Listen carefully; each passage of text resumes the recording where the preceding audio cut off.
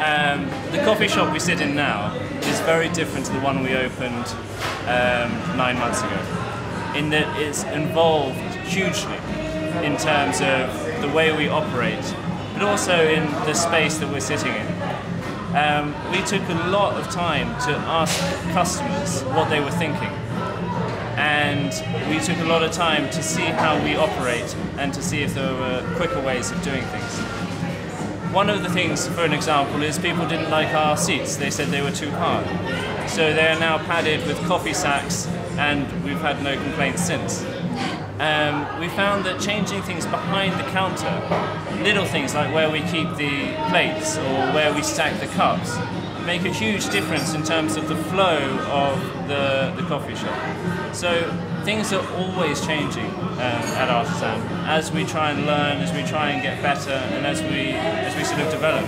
And I think what's nice is it's ours, so we can do it when we want to. Do you know what I mean?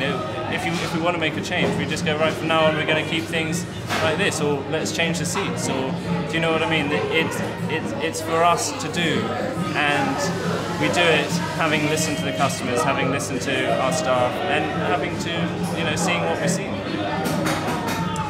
So when we initially opened, we were very, very focused on keeping our message clear. So although it might sound strange to a lot of other entrepreneurs, our unique selling point from the beginning has always been coffee. So we basically wanted to make sure that the message of Artisan gets across, and that was that we were passionate and focused on serving the best coffee in Putney. So for that reason, we kept everything else to the minimum as such.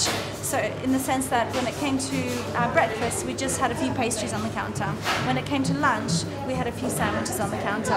We tried to keep it so simple so that the red machine, when you walk into Artisan, the coffee machine, the lamazoko, stands out, is beautiful, is bright, and that's the first thing people see, as opposed to a mountain of food distracting the attention away and the focus away from the coffee. As we got busier and as the coffee message came across, and people certainly did know we were about the coffee, they obviously wanted more. People came in for lunch on their lunch break as well as for coffee in the morning. So we decided to grow and build on what we offer. So now we offer sort of more of a lunch offering, from soups to salads and tarts. For breakfast, we've tried to do other things like sausage wraps from the local butcher, Parsons Nose. And I think that's all to do with growing with what your customers want and listening to customers.